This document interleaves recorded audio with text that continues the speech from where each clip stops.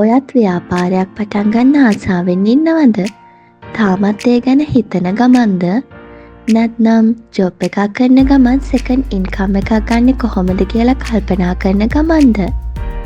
ඔයත් අපේ channel එකට අලුත් කෙනෙක් නම් දැන්ම අපිව subscribe කරලා bell icon එකත් click කරලා තියාගන්න. ඉතින් මොන business එකක්ද කරන්න කියලා තාම idea එකක් නැත්නම් මේ අලුත් ආදායම් මාර්ග කිහිපයක් ගැන කරන වීඩියෝව ඔයාට වැදගත් වෙයි පුංචි හරි අදහසක් ගන්න. ඉතින් දිනපතා ඉහළ යන ජීවන වියදම අඩු කරගන්න හිත ඉන්නේ නැතුව ඔයාගේ හැකියාවන්ට ගැලපෙන ජොබ් එකක් ව්‍යාපාරයක් පුංචියට හරි අද ඉඳන් පටන් ගමු. පළවෙනි එක තමයි broker service. ඉඩමක් මෝටර් රථයක් හරි ගන්න ඉන්න ගැනුම්කරුවෙකුයි හිමිකරුවෙකුයි සම්බන්ධ කරලා ඔයාට හැකියාව තියෙනවා එම ගනුදෙනුවෙන් කොමිස් මුදලක් උපය ගන්න.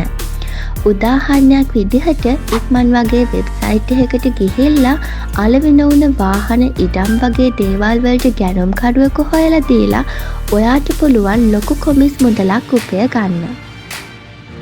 දෙවෙනි එක තමයි drop shopping. මේක ඇත්තටම ඔන්ලයින් ව්‍යාපාරයක්. ඔයාට මේකෙදී අසීමිතව ඩොලර් රුපියල් ගන්න පුළුවන්.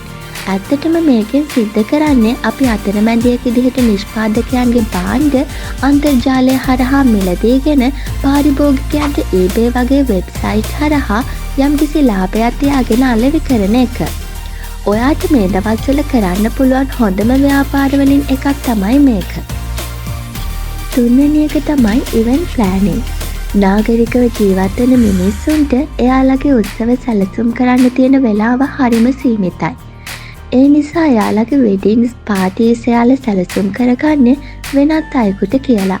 ඉතින් ඔයාටත් හැකියාවක් ආසාවක් මේ ගැන තියෙනවා නම් මේක තමයි හොඳම අවස්ථාව. ඔයාට පුළුවන් මේක ව්‍යාපාරයක් විදිහට පටන්ගෙන එයාලගේ අවශ්‍යතාවය අනුව එයාලගේ උත්සව එයාලා හිතන ආකාරයට සැලසුම් කරලා දෙන්න. හතරවෙනි එක තමයි travel planner කෙනෙක් වෙන එක.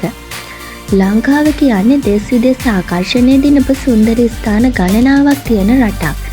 ඒ නිසා සංචාරකයෝ විශාල පිරිසක් මේ සුන්දර ස්ථාන නරඹන්න අවුරුද්ද විවිධ දිනවල යනවා එනවා. ඉතින් මේකෙදී ඔයාට කරන්න තියෙන්නේ දේශීය විදේශීය සංචාරකයන් සඳහා එයාලගේ සංචාරය සැලසුම් කරලා දෙන එක. විශේෂයෙන්ම family trip, office trip, foreign traveling group වලට එයාලගේ traveling program එක සැලසුම් කරලා දෙන එක තමයි ඔයාට කරන්න තියෙන්නේ. ඉතින් මේක කරන්න නම් ඔයාට ලංකාවේ ලස්සන තැන් පිළිබඳව හොඳ අවබෝධයක් වගේම දැනුමක් තියෙන්නත් ඕනේ. ඒ වගේම ඔයා මේක තනියම සිද්ධ කරනවා නම් ඔයාට ඔයාගෙම කියලා ඉතා ආකර්ශනීය වෙබ්සයිට් එකක් තිබීමත් අත්‍යවශ්‍යයි. ඉතින් මේකෙන් ඔයාට පුළුවන් ට්‍රිප් එක යන්නේ කොහෙද, කෑම බීම ලබා ගන්න කොහෙන්ද, නවාතැන් පහසුකම් ලබා ගන්න කොහෙන්ද, ප්‍රවාහන පහසුකම් කොහොමද, ඒ වගේම ට්‍රිප් එකට වෙනම ෆොටෝග්‍රැෆර් කෙනෙක් ඕන නම් ඔයාට ඒකත් සපයලා දෙන්න පුළුවන්. අන්තිම එක තමයි ෆ්‍රීලාන්සර් කෙනෙක් වෙන එක. ෆ්‍රීලාන්සර් කෙනෙක් විදිහට වැඩ කරන එකෙන් ඔයාට ඔයාගේ ස්කිල්ස් ගොඩක් ආයෝජනය කරන්න පුළුවන්. ඔයා සතු අන්තර්ජාල පහසුකමක් සහ කම්පියුටර් එකක් තියෙනවා නම් ඔයාගේ දක්ෂතා බොහොමයක් ආයෝජනය කරන්න පුළුවන්. අන්තර්ජාලය ඔස්සේ ලිවීම, කියවීම, ටයිප් කිරීම, ඩිසයින් කිරීම, ගිණුම් කරන්නේ වගේ තවත් විශාල හැකියාවන් ප්‍රමාණයක් මුදල් කරගන්න අන්තර්ජාලය ඔස්සේ පහසුකම් තියෙනවා ෆ්‍රීලාන්සර් කෙනෙක් විදිහට. ඉතින් මේ දවස්වල ගෙදරටම වෙලා මොකක් හරි ව්‍යාපාරයක් කරන්න එහෙම නැත්නම් ආදායම් මාර්ගයක් හොයාගන්න බලාපොරොත්තු වෙමින් ඉන්න ඔයාට මේ වීඩියෝ එක පුංචි හරි උදව්වක් වුණා කියලා මම හිතනවා. ඉතින් අදම අදහසක් අරගෙන පුංචියට හරි මේ වැඩේ පටන් ගන්න.